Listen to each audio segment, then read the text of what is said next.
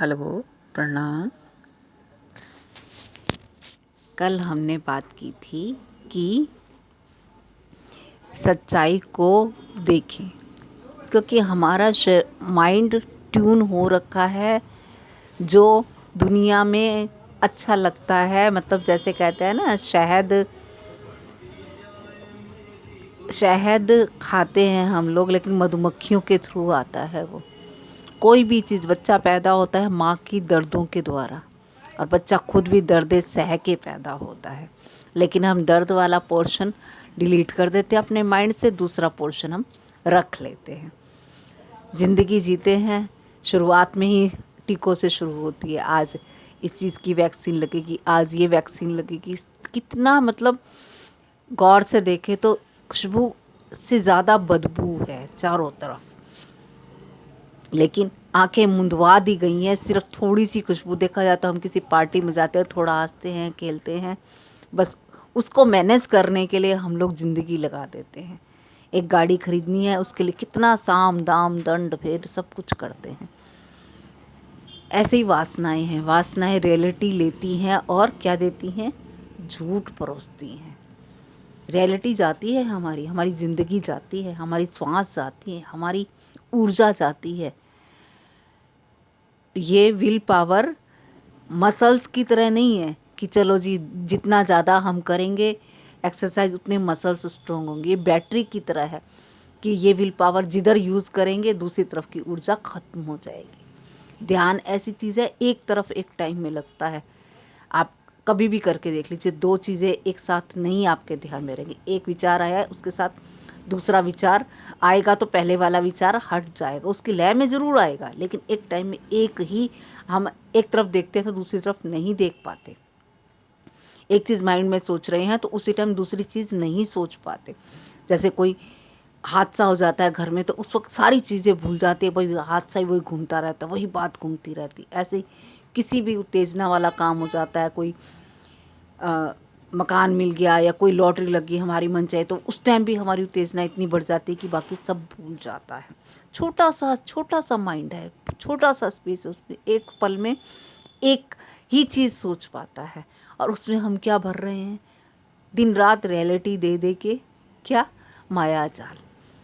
और माया जाल से पेन ही होता है। देखा जाए तो हमने इतना सवारा, इतना अच्छे अच्छे स्वादिष्ट पकवान, हर चीज़ पकवान दिए, पौष्टिक आहार दिए, बचपन से लेके हर टाइम हमने केयर की, तो एंड में तो बहुत अच्छा शरीर हो जाना चाहिए। तो हर बंदा बूढ़ा क्यों होता है, कभी सोचते हैं हम लोग? बचपन में खूब अच्छा से माँ ने दूध, ये ड्राई फ्रूट खाओ, ये खाओ, पढ़ाई इतनी अच्छे से दी, सब कुछ करी, फिर बाद में जब बूढ़ा होने पे याददाश्त क्यों चली जाती है? इतनी अच्छी हमें पढ़ाई दी गई, सब कुछ दिया गया, हमें इतने टिप्स दिए गए, इतना कुछ हुआ, तो जितना हम लोग बढ़ते चले जाएं तो उतना वो चीज़ अच्छी हो जानी चाहिए ना, अगर जो वो रियलिटी हो तो। रियलिटी तो अवेयरनेस आप बढ़ाओ, अवेयरनेस बढ़ती चली जाती है। कॉन्शियसनेस देखो कृष्ण की कहाँ पहुँच गई, अगले जन्म में भी पहुँच गई, लेकिन वो रियलिटी पे काम किए हैं ना। जो ये हमें फुल टाइम फ्रीडम हंटर होना होगा, ये नहीं कि चलो टाइम पास करेंगे तो अगले जन्म के लिए तैयार रहेंगे। इस जन्म की जो वासनाएं होंगी उसके हिसाब से अगला जन्म मिल जाएगा, उसमें किसी का कुछ नहीं जाएगा, जाएगा तो मेरा, यानी हम सब का। जो भी कर रहे हैं, देखा जाए देखा देखी, दूसरों को जागते हैं, वो कहते हैं ना, नानक दुखिया सब संसार। हम दूसरों की ज़िंदगी के बारे में सुन के तो देखें, कई गुना वो हमसे परेशान दिखेंगे, लेकिन हम उन्हीं की ज़िंदगी चाहते हैं। अमिताभ बच्चन को ले लीजिए, खूब अच्छे से कमा लिया, कर लिया, फिर उन्होंने सोचा बिज़नेस बना लेते हैं। अब बिज़नेसमैन बने तो इवन इतना बुरा हाल हुआ बिज़नेस में कि घाटा ही घाटा हुआ। दोबारा से उन्हें टीवी शो में आना पड़ा, करोड़पति में आना पड़ा, काम करने के लिए आना पड़ा। बताओ, देखा जाए तो कोई भी पूर्णता पे है, पूर्णता पे बुद्ध थे, गुरु नानक थे, उन्हें कहीं भी किसी तरह का गिल्ट है? गुरु नानक ने नहीं, गुरु नानक का नाम आज भी हम जानते हैं, और जितने भी पैसे वाले उनके कितने लोग नाम जानते हैं। अशोक का नाम जानते हैं क्योंकि बुद्ध के साथ जुड़े थे। हम किस मृग तृष्णा में दौड़े चले जा रहे हैं? हाँ, शरीर की ज़रूरतें पूरी हो जाए, हम सुविधा से इस साधना में चल पाते हैं। हमारा अभी इतनी प्यास नहीं है कि हाँ बुद्ध की तरह सब कुछ छोड़ छाड़ के हम लोग चले जाएं, लेकिन हम कबीर तो बन सकते हैं।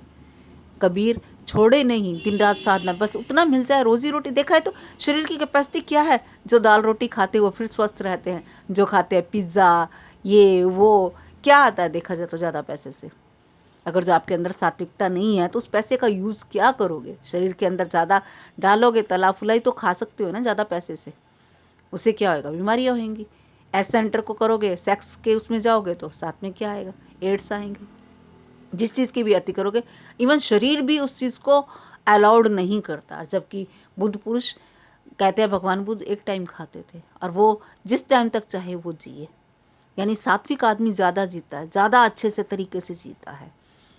ये करना तो हमें ही है। देखा जाए तो प्रेजेंट की खुशबू जब तक हमें लेनी नहीं आएगी तब तक कुछ भी नहीं होगा। कल मैं कह रही थी सच्चाई देखें। अब बंदा सच्चाई तो चलो देखता है, उसके लिए अब अंदर जाने का तरीका क्या है? देखा जाए मौत और ज़िंदगी के बीच में बांध क्या है? ये श्वास। कहते हैं ना प्राण गए, श्वास गई। श्वास चल रही है तब तक, कोमा में भी है तब भी कहते हैं जीवित है। तो यही श्वास ही है इसका मतलब झूला अंदर जाने का। तो ये श्वास को पकड़ो।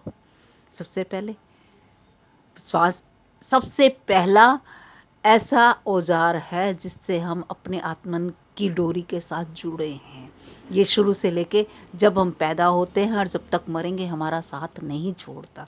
यानी ये वही रस्सी है जो सच्चाई और झूठ के बीच में, श्वास बाहर गई तो मौत, अंदर ना आए बस मौत हो गई, अंदर आई यानी प्रकृति ने जिंदगी दी। ये इसको गहरा करें, इसको दिन रात साधें। इसे जैन योगा में 3 स्टेप हार्मोनिक ब्रीदिंग कहा गया है। यानी अपने डायफ्राम से सांस लेना, गहरी सांस लेना। 1 मिनट में अभी हम 12-15 सांस तक लेते हैं, उसे धीरे धीरे करके 1 मिनट में।